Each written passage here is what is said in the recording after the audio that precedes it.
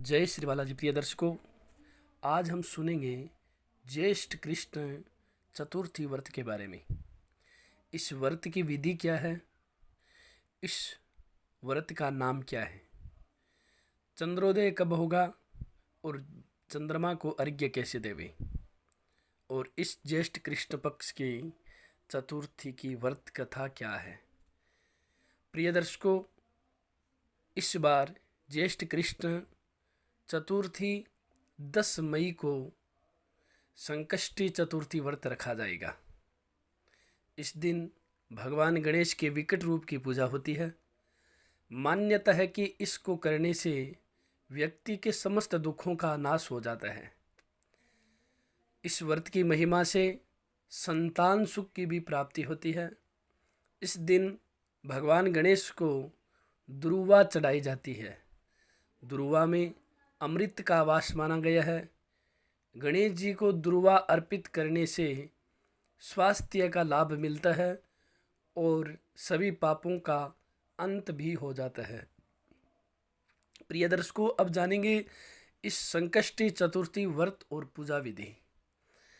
इस दिन सुबह सूर्योदय से पहले उठ जाए, फिर रोजाना के कार्यों को निपटाकर स्नान कर ले और साफ वस्त्र धारण करे। चौकी पर लाल रंग का कपड़ा बिछाए और उस पर गणेश जी की मूर्ति स्थापित करे।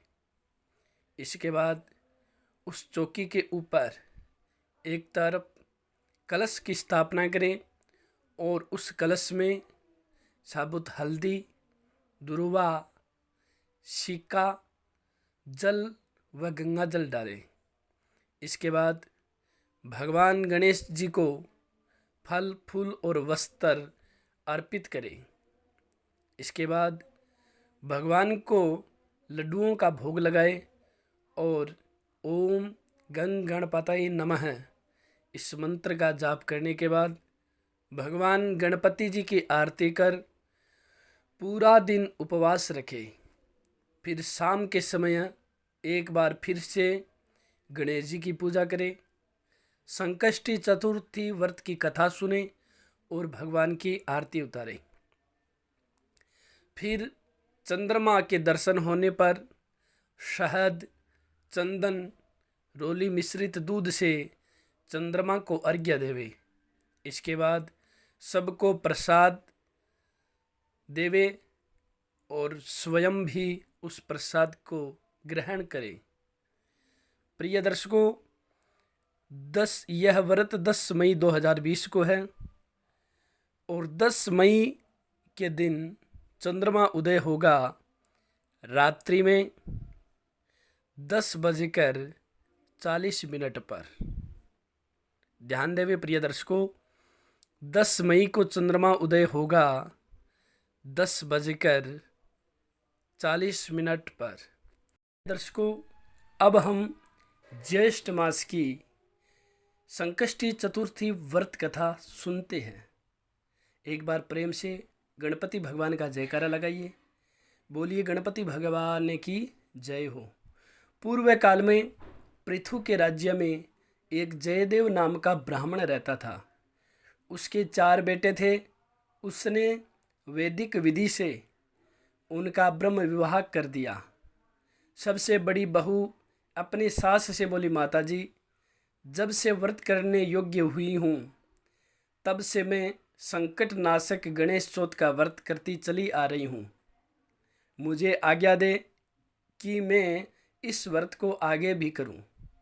पुत्र वधू के वचन सुनकर ससुर जयदेव ने बोला, बहू, तुम्हें किस बात का दुख है जिसके लिए व्रत करोगी?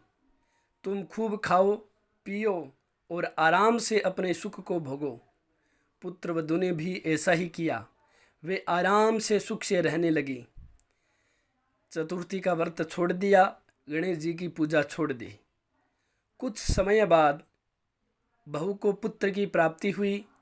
समय बीतता गया, पुत्र भी विवाह के योग्य हो गया। गणेश व्रत छूटे काफ़ी समय हो गया। गणेश देव रुष्ट हो गए। बेटे की विवाह में सुमंगली के समय गणेश जी ने जयदेव के पुत्र का हरण कर लिया, यानी उस बहू के पुत्र का हरण कर लिया, तब बड़ा ही हाहाकार मचा। बहू ने जब अपने बेटे के हरण का समाचार सुना तो वह रोने लगी और ससुर से बोली, आपने गणेश चौथ व्रत छुड़ा दिया, इससे मेरा पुत्र लोप हो गया। किसी ने हरण कर लिया मेरे पुत्र का। जयदेव भी बहुत दुखी हुआ। अब पुत्र वधू फिर से गणेश जी की प्रार्थना कर क्षमा याचना करके व्रत आरंभ करने लगी। एक समय गणेश जी दुर्बल ब्राह्मण का रूप धारण करके भिक्षुक बनकर जयदेव के घर आए और बोले, बेटी क्षुधा की शांति के लिए भिक्षा दे। जयदेव बेटे की बहू ने अत्यंत प्रसन्नता के साथ ब्राह्मण का पूजन कर भोजन कराया। ब्राह्मण रूपधारी गणेश जी बोली, कल्याणी मैं तुझ पर प्रसन्न हूँ, वर मांगो। जयदेव की पौत्र वधू बोली, हे विघ्नेश्वर, आप प्रसन्न है तो मेरा पति मुझे प्राप्त हो, ऐसा वरदान दो। भगवान गणेश जी ने कहा कि तेरा वचन सत्य होगा और अंतर ध्यान हो गए। कुछ समय बाद वह बालक घर आ गया। सभी बहुत प्रसन्न हुए। विधि अनुसार विवाह कार्य संपन्न किया। ज्येष्ठ मास की चौथ सभी मनोकामनाओं को पूर्ण करने वाली है। बोलिए गणपति भगवान की जय हो। प्रिय दर्शकों, आप सभी से करबद्ध निवेदन है, आपको अगर यह कथा अच्छी लगी हो तो आप इस वीडियो को ज़्यादा से ज़्यादा शेयर करें।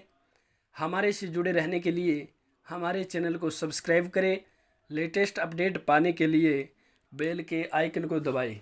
जय श्री बालाजी, जय श्री राधे।